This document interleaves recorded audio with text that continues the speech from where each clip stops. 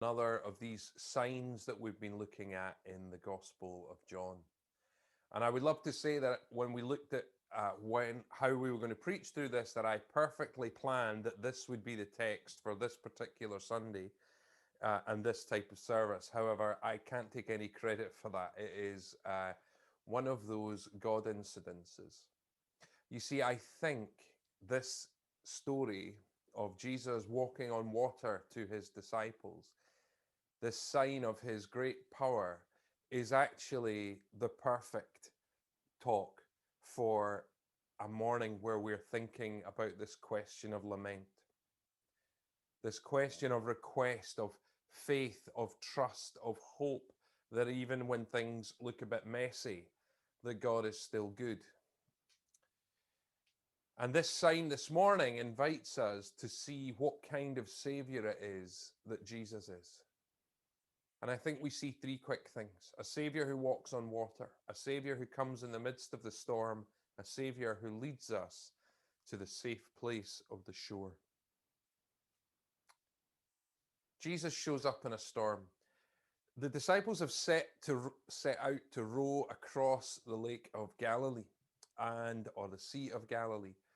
And I looked up this week, it tells us in the text that they went 3 or 4 miles. And I am absolutely useless at judging distance. And so I thought, well, maybe that's kind of, I don't know, Portobello to Fife or something like that. Maybe that's how far they were rowing. Uh, Turns out that's not at all how far they were rowing, because to get to Fife is substantially more than that. It's closer to 10 miles than 3 or 4. In fact, the little island that's just off Portobello there, that's about 5 miles. So they hadn't even rowed as far as that, which seemed to me like they were being a bit lazy. But we're told there's a storm that has blown up. And actually, the Sea of Galilee is a peculiar sea because it sits low down with these mountains all round about it. And at night, when the air cools, they get these winds that come off the mountains and across the lake and can cause huge storms. And because we know, because if you were here last week, we met our friend Joshua. Joshua lived in the northeast side of the Sea of Galilee, and they were going across to the other side of the lake. So we know they were going east to west, and this would be directly into any winds that would come down off the mountainside. And so actually they were rowing into the wind and not going very far. And there's a substantial storm that's blowing up. And it's in the midst of this storm that Jesus shows up. See, this is, I think, one of the key things about the whole Christian gospel, is that we understand God to be a God who is present with us. We use the language Emmanuel at Christmas, God with us. But it's not just a promise for Christmas, it's a promise for all time. And it's always been the promise of God. We see it from Adam and Eve in the garden. God is with his people. We see it with the Israelites in the desert. We see it ultimately in the new heaven and the new earth. The promise is that God is going to come and be with his people. But it's all through the story of God. Psalm 23, even though I walk through the valley of the shadow of death, I will fear no evil. Why? Because you are with me. Psalm 46, God is a refuge and a strength, a very present help in trouble. Deuteronomy 31, he will not leave you or forsake you. Isaiah 43, when you pass through the waters, I will be with you. And when you pass through the rivers, they will not sweep over you. Joshua 1:9, have I not commanded you? Be strong and courageous. Do not be afraid. Do not be discouraged. Why? For the Lord your God will be with you. God has always promised to be with his people. And here's his disciples in a storm, and Jesus comes to them. We asked this week people the question, where has God been at work this past year? And I actually expected to get a few responses and for them to be kind of one word things. But actually, was amazing because we got a lot of responses and people had been really thoughtful about it and gave us whole big sentences and paragraphs about how they understood that God had been present with them in the storm of this past year. This is good news, friends, that when things are tough, when there is a storm on the lake, when things are not going the way we want them to, when we are rowing into the prevailing wind, when it seems like there are winds of opposition against us, Jesus shows up. That's the promise of God. John Wesley, the guy who founded the Methodists, the revivalist, the preacher, the hymn writer, incredible man, on his deathbed said this. These were apparently his very last words. The best of all is God is with us. And I think that sums up everything Wesley was about, that the very best thing, above all the good things that we could have in this world, is that God is with us. And even in the moment of his death, that's what he held on to. God is with us. This is the good news of our Savior, that he shows up in a storm, that he is with us. So we have a Savior who shows up in a storm. We have a Savior who walks on water. Now, I love this little passage because Jesus shows up walking on the water, and the way that John tells this story, which is different from how the other Gospels tell it. The other Gospels have Peter going out onto the water to meet Jesus. I'd love to know why John missed that out. I wonder if John was just a bit jealous that he didn't go out in the water and he thought, I'm not telling that story. We don't know. But John is obviously trying to make a different point. And John's point is that the disciples are frightened. They're frightened. When they saw Jesus approaching the boat, walking on the water, and they were frightened. Well, it's like, well, duh. You know, like, I don't know about you, but if I was 4 miles out to sea and some dude came strolling across the water at me, I'd be freaking out as well. It's not normal that people walk on water. It is not normal that people walk on water in the middle of a storm. It's not normal that you walk on water 3 miles out to sea. It is a reasonable thing that they are frightened. But there's not just a natural thing that would lead us to be frightened or lead the disciples to be frightened. They're frightened because they know the story of God. They know the Hebrew story. They know the Jewish story. If you were here last week, you'll remember that what we were trying to do in telling the story the way we did was to remind ourselves that everything Jesus was doing with the feeding of the 5,000 was rooted deeply in the story of Israel. And this is the same. You see, the Hebrew story makes it really clear that there's only one who has control over the sea, and that is God. We see that in creation, where God tells the sea where to go. He creates boundaries between land and sea. We see that the Red Sea is split in two and the people of God can walk right through. We see that the River Jordan is backed up and the people of God can walk right through.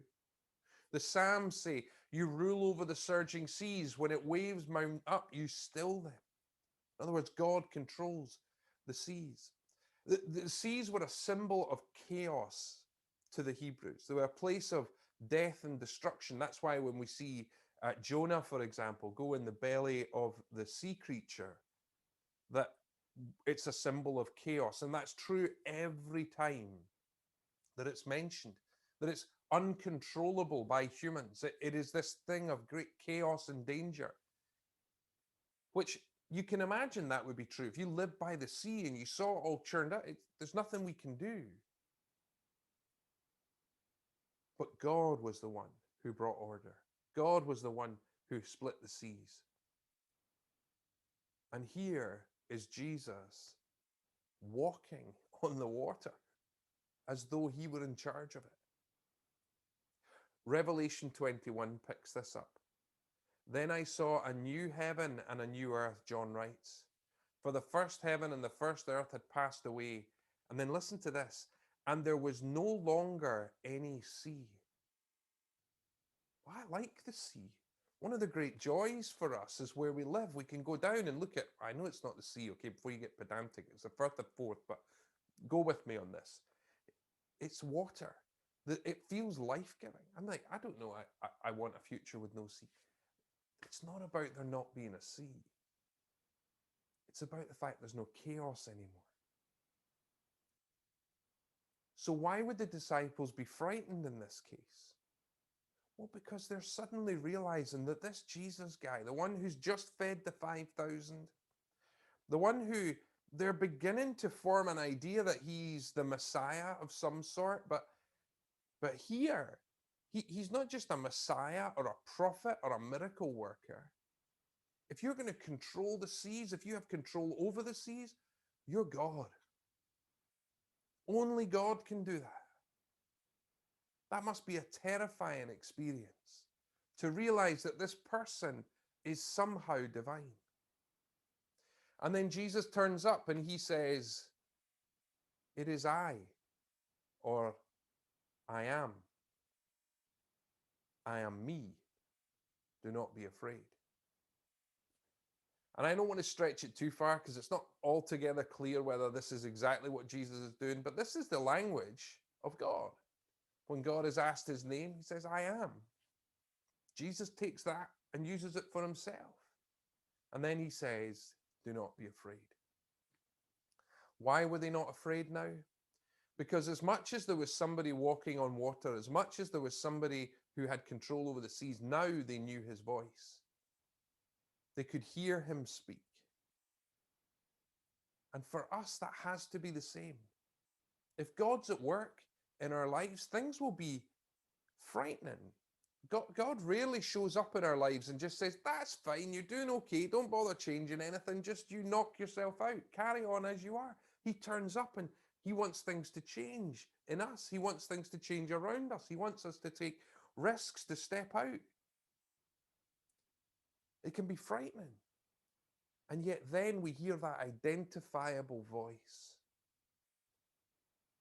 where Jesus speaks, where God speaks to us in a recognizable way. Maybe a way he's spoken in the past. Maybe with something that is an encouragement to us that we are used to. Watch out for Jesus showing up in unfamiliar ways, but confirming it with familiar words, just like he did to the disciples as he walked on water. But once he gets in the boat, he leads them safely to the shore with what seems like another miracle or another sign, as John talks about.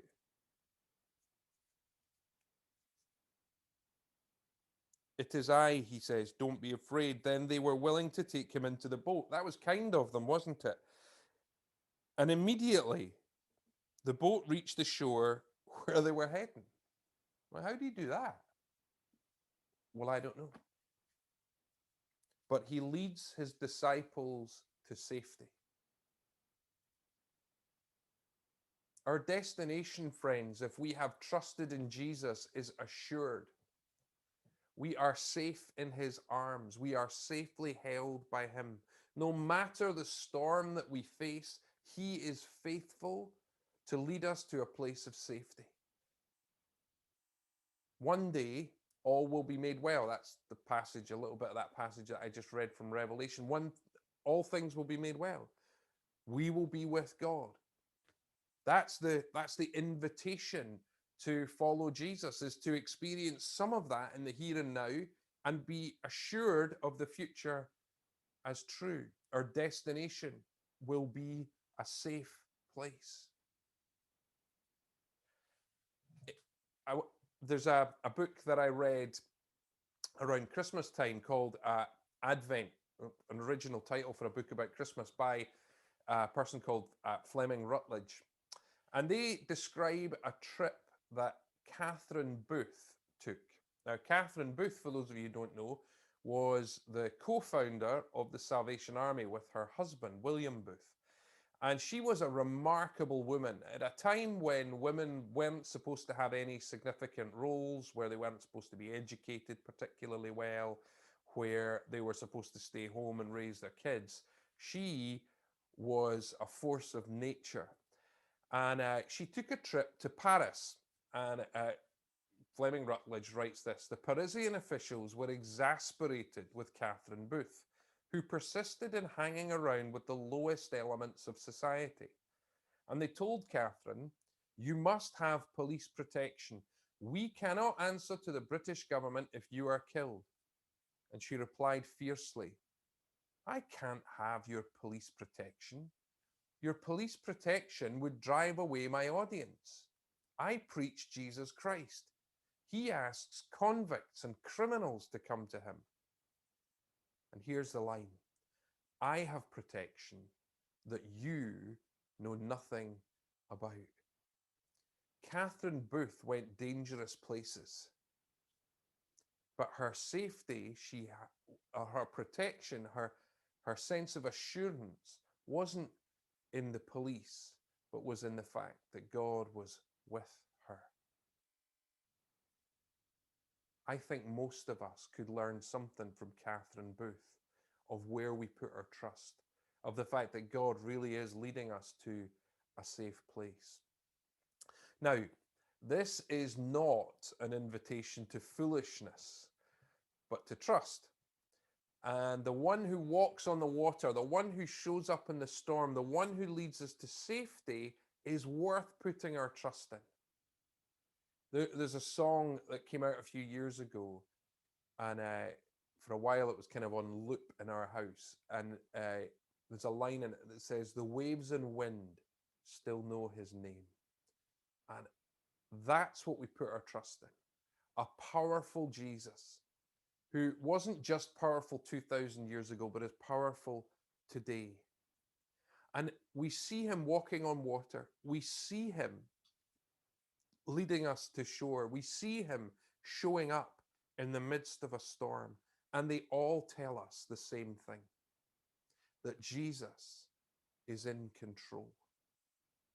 And friends, for those of us who have had a tough year, for those of us who need something to hang on to, that has to be our greatest hope, that Jesus is leading us to a place of safety, and that ultimately he is in control, and that he is good.